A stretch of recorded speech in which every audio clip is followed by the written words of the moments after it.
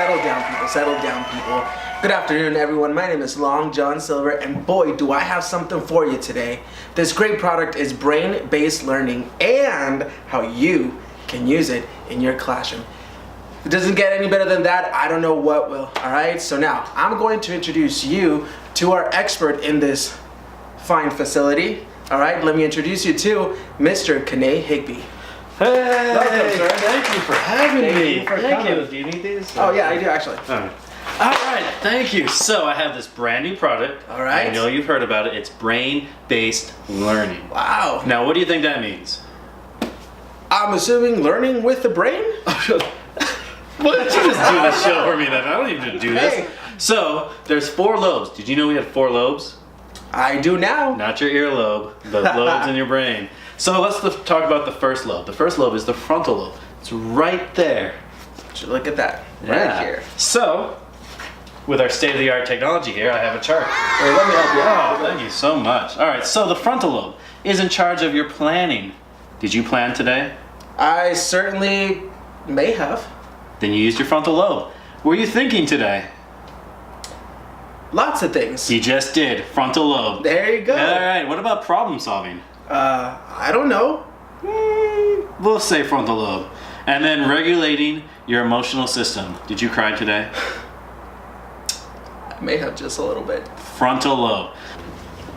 Wow, Mr. Higby, that's a lot that the frontal lobe does. It is. So, what does this all mean for those classroom teachers? I'm glad you asked, Long John Silver.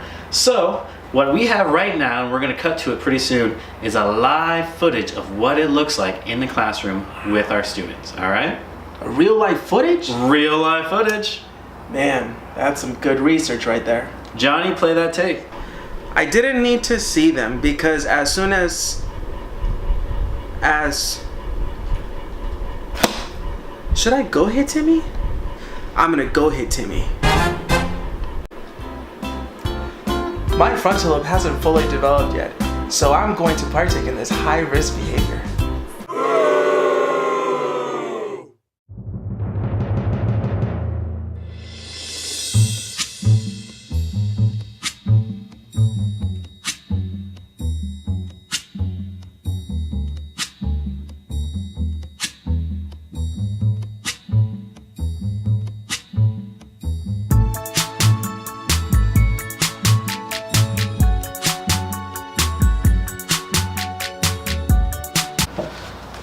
Wow, Mr. Higby, that kid really wasn't using his He frontal lobe. sure wasn't.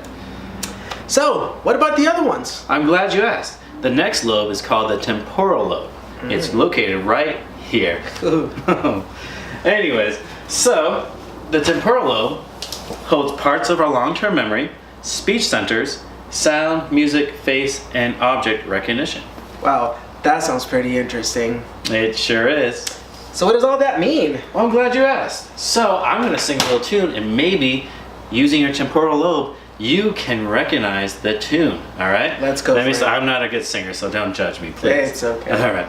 Da da da da da da da da da da da da da. Snickers?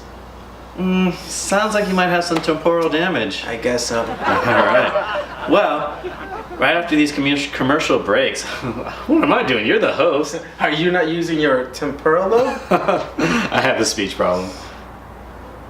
After this commercial break, we'll talk about the next lobe.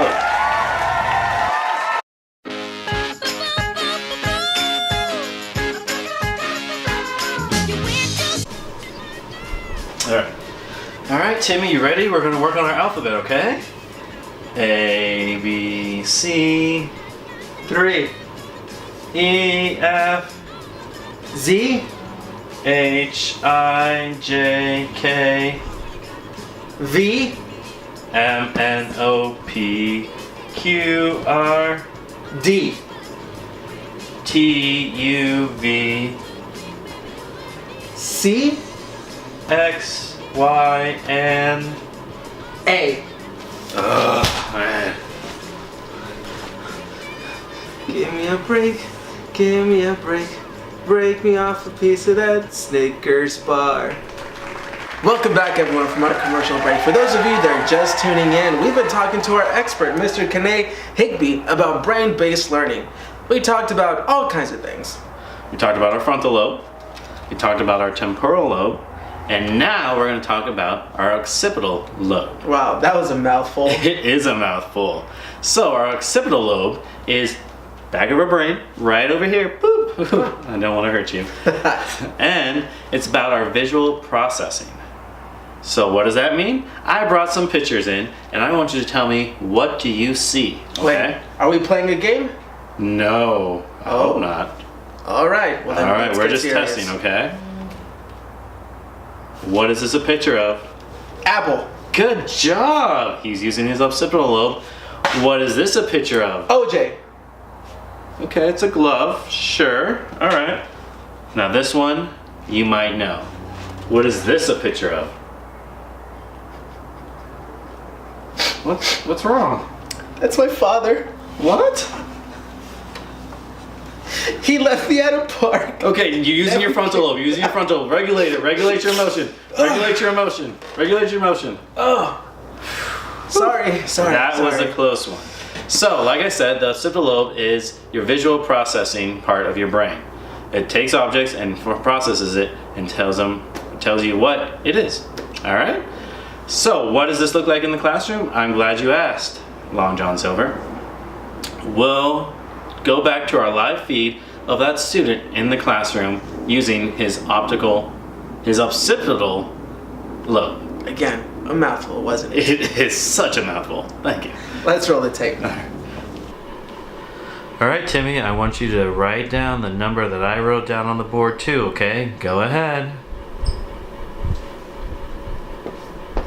Oh, good. Okay, good lines.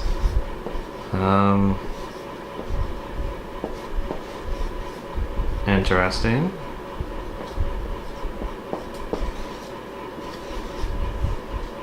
Okay, Timmy. Good effort, good effort. Here, try these.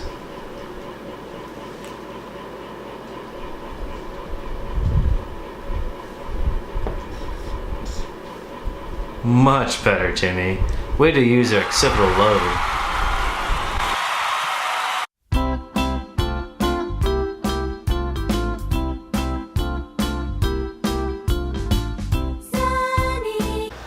Alright, so we just came back and from seeing our live feed of our occipital lobe being used. That was pretty interesting. Do you kind of get it now? Yeah. Alright, high five. Okay. High five. Oh. Alright, so our next lobe is our parietal lobe. It contains our spatial orientation, our calculation, and some types of recognition. It's located at the top of your brain. Right here. So how does that look like in the classroom? I'm glad you asked. So, I'm going to give you a problem right now, and I want to use, it's called calculation, okay? Okay. It's using your parietal lobe right up here. All right. All right, you ready? Yeah. You have 3 fish. You ate 2 of them.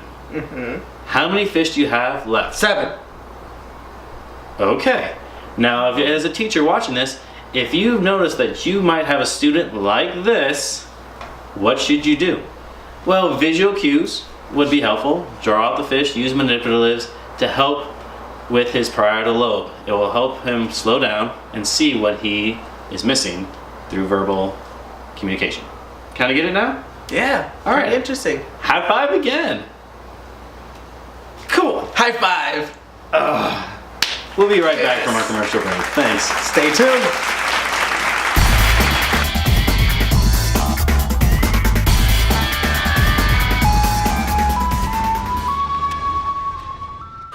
This week on Man Chases Food, we will be watching Man use his hippocampus to recall from his long-term memory that a yellow van must have ice cream in it.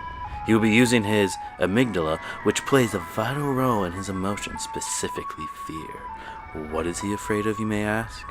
Not able to catch up to the van to get ice cream. So stay tuned for another episode of this ridiculous show, Man Chases Food, on the QVC network, home of the Long John Silver Show.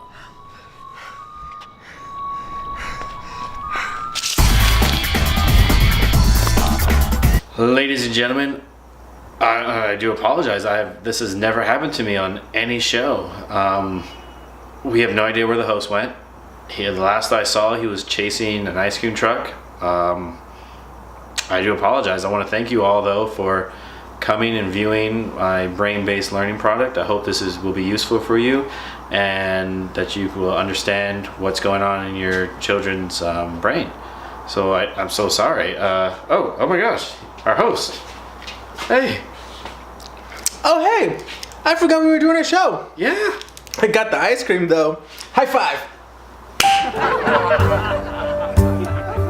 The Long Show was performed in front of no one. If you have any questions regarding the information presented during the show, please consult a textbook or use the references in the credits below. Thank you for watching.